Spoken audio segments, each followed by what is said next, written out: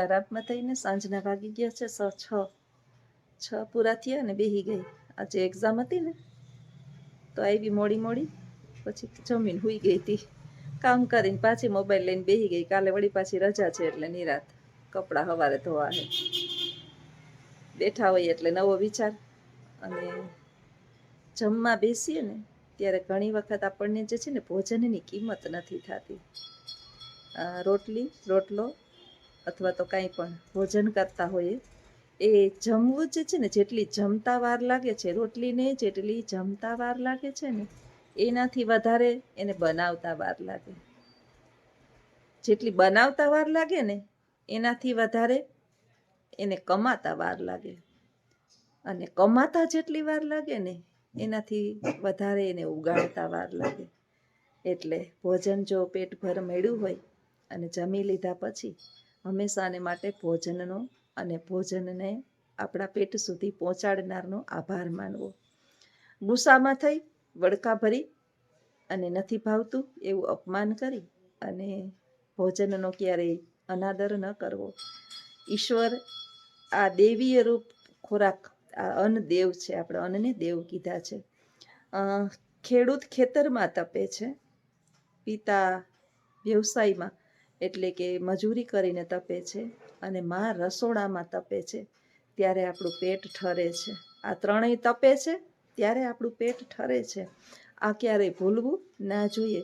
એટલે ક્યારેક એવું પણ બન્યું હોય કે ભોજન સ્વાદિષ્ટ ના પણ બન્યું હોય તો પણ એનો પૂર્ણ આદરથી કોઈ પણ પ્રકારના ખોચા કાઢ્યા વિના જમી લેવું.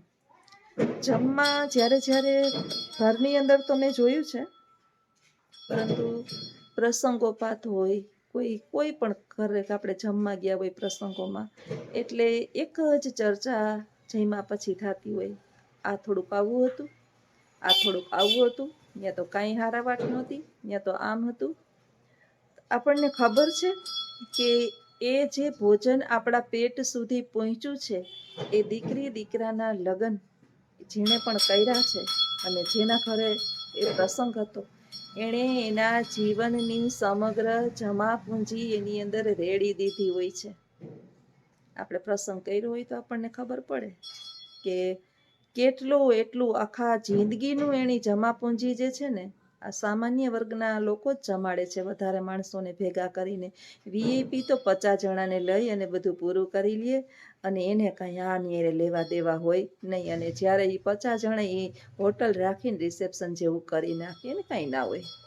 હવે આવા જે સાદા સીધા મધ્યમ વર્ગીય માણસો પોતાની જીવનની સમગ્ર જમા પૂંજી પોતાના દીકરી દીકરાના લગ્નની અંદર બધાને જમાડે છે કે અમે એક વખત જમી આવ્યા છીએ કોકનું, તો આપણે પણ જમાડી દઈએ. તો એ દાળ ને શાક, દાળ ઠરેલી હતી, આ આવું હતું, રોટલી ચવડ હતી, મિષ્ટાનમાં કાંઈ ઠેકાણું નહોતું, ફરસાણમાં કાંઈ હારાવાટ નહોતી.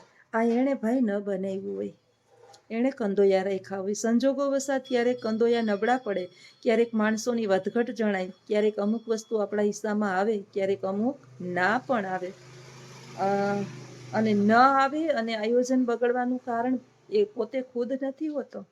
એણે કંકોત્રી જે છે એ 400 ને આપી હોય તો એને 450, 450 રસોઈ બનાવડાવી હોય, પરંતુ આપણે કારણે એને ઘટ આવી છે. એ આપણે ક્યારેક વિચાર્યું કે જ્યારે આપણે પાંગતમાં જમતા ને, પાંગતમાં, ત્યારે કોઈ દિવસ ઘટતું નહીં પાંગતમાં બેસીને.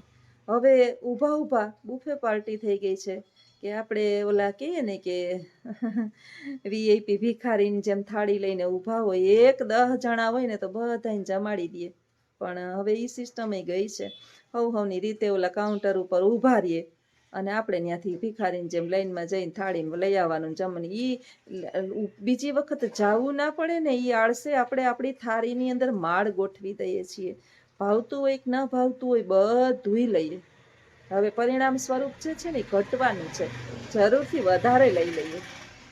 છાસના તો તમે જોવો તો થાળીયું ભરીને, આમ તમે એક વખત જોજો, હું તો નિરીક્ષણ કરતી હોય ત્યારે આત્મા બળતો હોય આપણો કે જેને ઘટશે એની ઈજ્જત શું રહે, એ તાત્કાલિક કઈ રીતે આ બધું આયોજન કરશે. આપણા ઘરે આ હોય તો આપણું ઘરનું ઘટ્યું હોય તો, અને તાત્કાલિક આપણે બધી ગોઠવણી કરવી પડે તો આ જો આવો વિચાર આવે ને માણસ થાળીની અંદર. હમણાં હું છે ને કઢી ઘી લગ્ન કરવા ગઈ હતી ગામડે, તમને ખબર હોય તો આગલા વિડીયોની અંદર. તો હું ભજીયા ખાતી નથી, બપોરે તડકો એકદમ હતો, અને આમે હું નથી જ ખાતી, ઓછા જ ખાવ. કોક દિવસ ધરાર કોક કે પરાણે તો એકાદું ચાખું, પછી બિસ્ટાન કંઈ ખાતી નથી. હવે આપણને ખબર જ છે જલેબી ને ઢેફલા ને આવું કંઈ હતું ગામડાની અંદર, પણ શાક રોટલી આપણે ખાઈએ, દાળ ભાત ખાઈએ. આપણે આપણી થાળીની અંદર આ વસ્તુ લઈએ જ નહીં કે જેથી કરી અને એ વસ્તુ જે છે એ ફેંકી દેવામાં આવે, અને પછી જે છે એ એઠવાડામાં બધું જાય. એ એઠવાડાને લેવા માટે કેટલા ગરીબ લોકો જે છે એ ઊભા છે, એ આપણને ખબર છે કે જો વધશે એના ઘરે તો 5, 10, 15, 20 માણસ જે છે એ બીજા પેટ ભરીને જમશે. અત્યારે તો સિસ્ટમ છે કે ક્યાંય અનાથાશ્રમ ચાલે છે, ક્યાંય NGO ચાલતા હોય છે, ત્યાં વધેલું એ લોકો લઈ જતા હોય છે જમણવાર. તો આપણે ન બગાડ કરવાને કારણે આપણે પુણ્ય કરીએ છીએ, એ પુણ્ય આપણે સમજતા નથી. બસ જમવા ગયા છીએ તો તારે મંડી પડવાનું ગમે એમ કરીને, અને અન્નનો અનાધાર ન કરીએ. આવું છે તેવું છે એવી કોઈ દિવસ વાત ન કરીએ.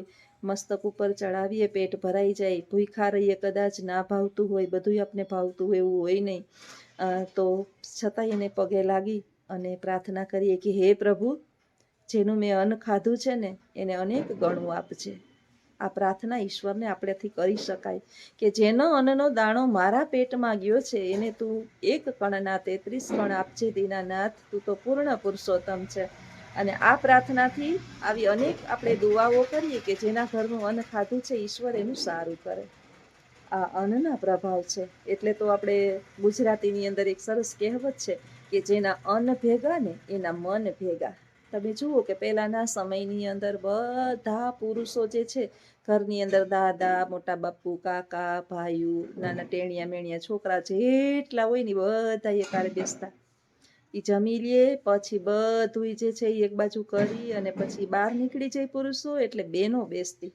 કેટલા સંસ્કારી આપણું જે છે સંસ્કૃતિ સંસ્કારી હતી. એનો અર્થ એવો નથી કે હવે છે ને આપણે VIP થઈ ગયા છે. અમારે તો એવું કાંઈ નહીં, અમે તો બધા હારે બેસી જઈએ.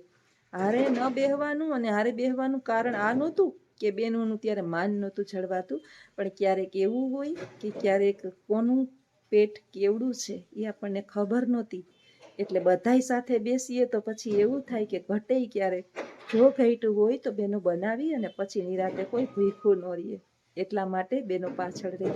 આપણે એવું સમજીને બેઠા કે એવું થોડું ક્યાંય લખેલું છે કે બેનો પાછળ બેહે ને ભાઈઓ પહેલા બેહે.